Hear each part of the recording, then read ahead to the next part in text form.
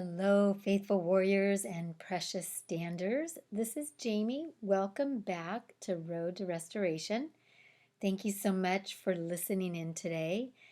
And I wanted to talk with you today about how our harvest is coming and how God is a God that rewards. When we think about the way that vegetables and crops grow in the natural, there's always a delay between when something is planted and when the season of harvest has come. And if you think about a farmer, the farmer plants the seed and then waits for months sometimes before there's even a sprout, but definitely before the plant grows to the point where you can actually harvest its fruit.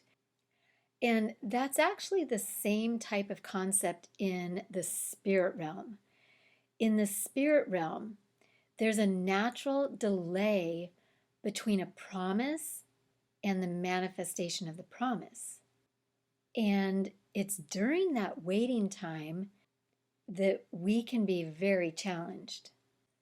When you think about the seed that's under the ground, there's things going on with that seed that are happening that are essential to the growth and the well-being of the plant and the production of fruits or vegetables or whatever that plant is going to produce. There are things going on under the soil that the farmer can't see with his eyes, yet it's happening. There are roots growing deeper. There are sprouts starting to come up. And it's not until that sprout pushes through the top layer of dirt that you actually get to see some result of the seed that's been planted. But even before that sprout pushes through the top layer of dirt and we get to see with our eyes, there are things going on. And that's exactly what's happening for you right now. Even if there's things that you're praying for and hoping for and believing in and declaring that you're not seeing manifest, there are changes taking place. There is growth, not just in you, but also in your spouse. Paul tells us in Galatians 6, do not grow weary or become discouraged in doing good, for at the proper time you will reap a harvest if you do not give up. And here we see this concept of the farmer harvesting. And we're told, don't grow weary. Do not become discouraged. Because at the proper time, and God does have a time and a season for everything, we're promised that we will reap a harvest. And I don't know about you, but I want a harvest for the kingdom of God. I want the Lord to be glorified through my life, through the life of my family, through our marriage restoration. I can't think of anything that would give me more joy than to see that come to pass. And here we see in Galatians that it's contingent. It's actually contingent upon us not giving up. We also see that by not giving up, we are promised a harvest. And God cannot lie and does not change his mind. So when we see a promise in the word like this, we can hold on to it and claim it and believe with all our heart that God is faithful to do what he said he'll do. In Hebrews 10:35 and 36, it says, so do not throw away your confidence or your boldness. It will be richly rewarded. You need to persevere so that when you have done the will of God, you will receive what he has promised. So again, we see this idea of not giving up, not becoming weary, not being discouraged, not throwing away our confidence, but being bold in our belief, being bold in our stand, being bold in our conviction, being bold in calling forth God's perfect will and declaring his word.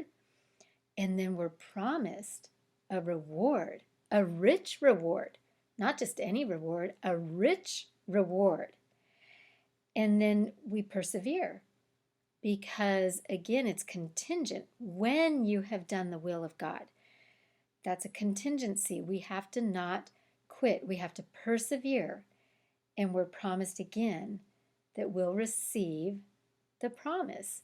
And these are scriptures that you can stand on. God is a good, good God, and he wants to bless you. He wants to reward you. And he shows us the way to that reward. He shows us that the way to that reward, the way to that harvest, is by not quitting, not giving up, persevering, being bold, not being discouraged, having confidence. Those are all things that contribute to these rewards and the harvest that he promises us. If you think of it kind of like a soldier in battle that's holding up their shield and fighting against their enemy, fighting, and in our case, we're fighting that good fight of faith, holding up our shield of faith, swinging our sword of the Spirit, which is the Word of God. That is the stance we need to take in this journey. And if we throw away our confidence, it's kind of like a cowardly soldier casting away their shield and fleeing, running the other way, running away from the enemy in the heat of battle. And that soldier that throws away their shield and turns and runs the other way, that is definite defeat. That is not the way that a soldier gets victory. And so that's a good picture that we can keep in mind, is just standing our ground with our shield of faith, swinging our sword of the Spirit, using the word of God to cut back the enemy and to call forth his perfect will. That is the stance that is expected of us. Doing the will of God, standing firm in our faith, is the necessary condition, the required condition for receiving the promises, the blessings, the harvest, the reward. And it does take endurance. There will always be a reward for our faithfulness, just like God has promised, because God cannot change his mind and does not lie. And we may not know when it will come. That's probably the hardest part, right? Is not knowing when. Lord, is it going to be a week, a month, a year, 5 more years?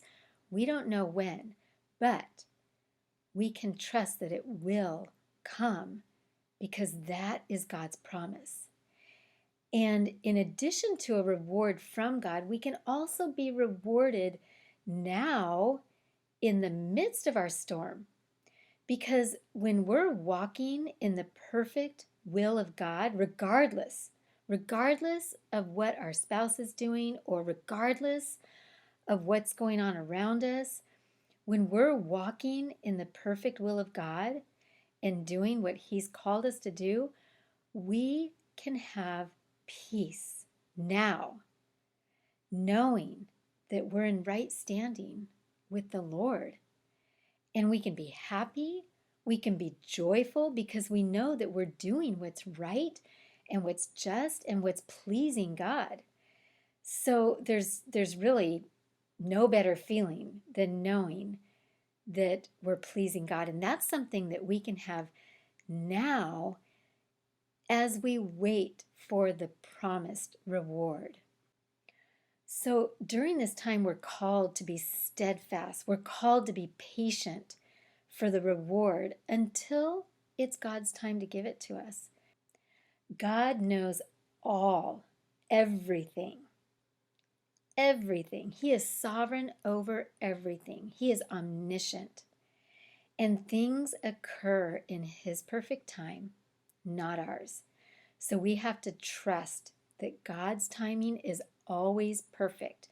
And even if we're not seeing the manifestation, just like that seed that hides under the ground for a period of time, even if we're not seeing that sprout poking up above the dirt yet, we know that God is still working. We know things are happening, even if we're not seeing it. I love the story of Lazarus in Luke chapter 11. Jesus was approached and told that his friend Lazarus was sick, and come, Jesus, come, we need you to heal Lazarus. And Jesus didn't jump up right away and run to heal his friend Lazarus. He waited, he delayed, he waited a couple of days before he journeyed to the town of Bethany where Lazarus lived. And as he was on his journey to Bethany with his disciples, he told them in verse 11, Luke 11:11, our friend Lazarus has fallen asleep, but I'm going there to wake him up. At first, the disciples didn't understand what he was talking about, but then Jesus did explain to them that Lazarus is dead.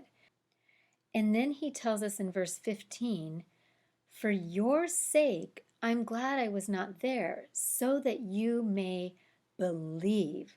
Let us go to him. So here we see Jesus deliberately delaying so that his disciples could see a greater miracle. Jesus could have come to Bethany as soon as he heard that Lazarus was sick, and he could have healed Lazarus from his sickness. And that would have been a great miracle. But he didn't do that. He waited until Lazarus was dead, 4 days dead, before he arrived and raised him from the dead. Why did he do this? Why did he wait until Lazarus was dead in the tomb, covered in grave clothes?